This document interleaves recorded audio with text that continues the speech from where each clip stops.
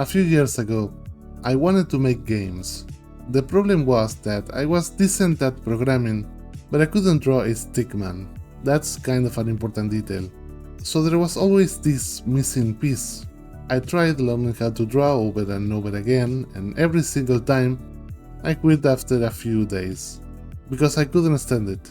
I hated spending 4 hours a day making freaking squiggly people and upside down portraits.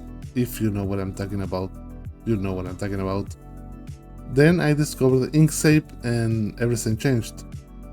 Well, not exactly. I first discovered a different vector drawing software called Macromedia Flash MX.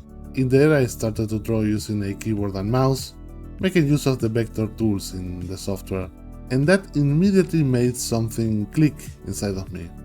Suddenly drawing made sense to me.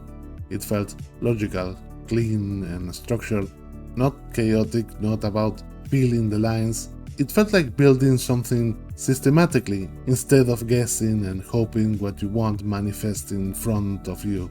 And that got me hooked, because the moment you can draw something even slightly compelling, all the doors open, not just for games, for animation, illustration, visual storytelling, any kind of self-expression. Now, I knew I wasn't going to become a professional illustrator drawing with a keyboard and mouse, but I always told myself if I truly wanted to be a pro traditional artist, I would have probably loved drawing squiggly people for 4 hours a day, and I definitely didn't. Hello and welcome to the channel. Today I want to do something a little different. We finally reached 10,000 subscribers, a number I genuinely never thought it would reach. So, thank you. Seriously, this wouldn't exist without your support. And that goes double for the people who comment. Almost every single comment I've received over the years has been incredibly kind.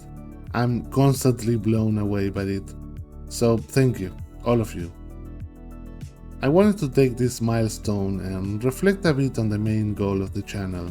So this video is more of a general introduction to the idea of vector illustration with keyboard and mouse, for those who might not even know how this works.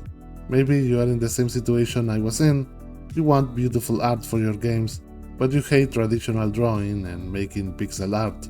Or maybe you have this great animation idea but feel self-conscious about your ability to draw backgrounds. It might sound weird at first, drawing with the mouse, but the truth is, vector drawing is surprisingly powerful, and more importantly, super fun and unique, at least in my opinion. This method can be the difference between enjoying your time making art and suffering through every second of it. So what is this vector drawing with the mouse thing all about? First of all, vector applications use mathematical shapes instead of raster pixels. You're building artwork with polygons, like a 3D software, but in 2D. You construct shapes, then you organize them and stack them one on top of another. And that completely changes the way you approach drawing. It feels more structural, more procedural, in some ways closer to modeling in 3D than to traditional sketching.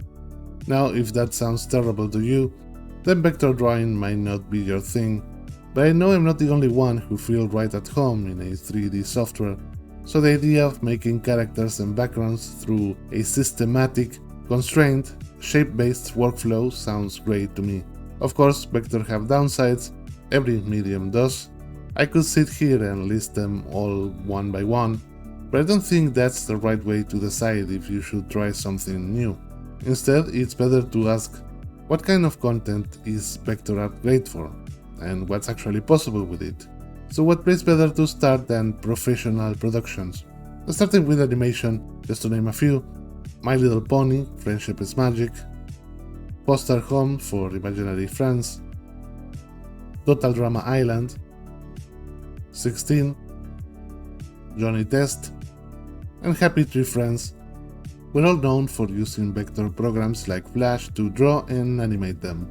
So as you can see, a lot of really great looking TV shows.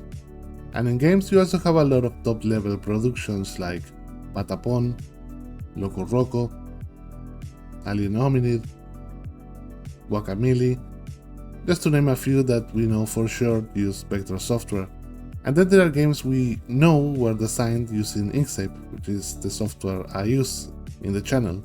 Games like Crashlands, Towel Fight, and pretty much all titles from Butterscotch Shenanigans. So as you can see, vector art is everywhere in animation and games, and it can look amazing. Alright, let's say I convince you to give it a try. Where do you start? First, software. Even though I started with Flash, now Adobe Animate, I strongly recommend trying Inkscape. It's free and open source, and it's one of the few open source graphic tools that can genuinely trade punches with industry standard software. In my opinion, it's also much easier to learn. You can get comfortable with the basics in about an hour.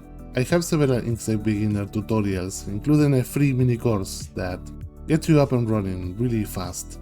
Link in the description. After that, you need drawing practice. That's where structured tutorials help a lot.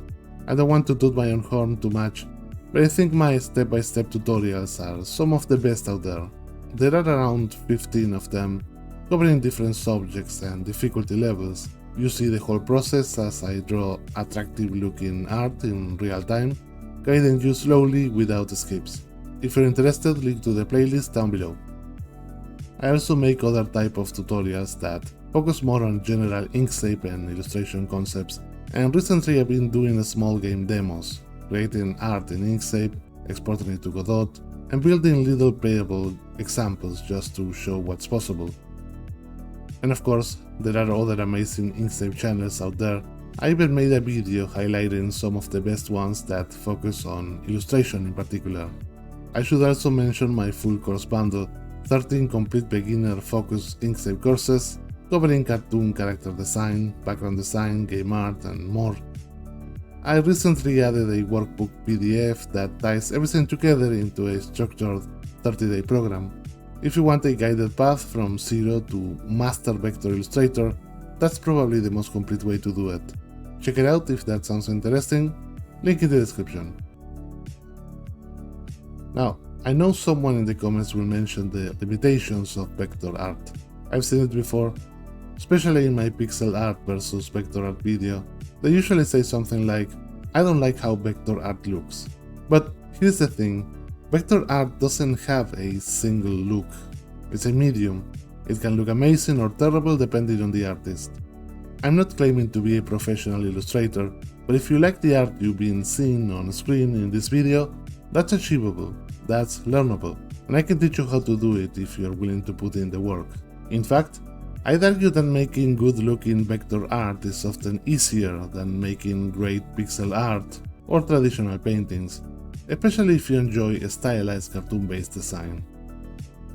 So, in definitive, vector art can be the signal you've been waiting for to start your project, whether it is to make the game art of your dream game, or to make that animation idea you've had in mind for years. To me, it managed to unlock the world of art, something I've always been incredibly grateful for. And I tried everything, pixel art, 3D modeling, digital painting, and traditional drawing, of course. And I think it can get to unlock the world of art for you as well, if you just give it a chance. So if you're interested in diving deeper, you know what to do. Like, subscribe, and comment, and I'll see you in one of my tutorials. Bye!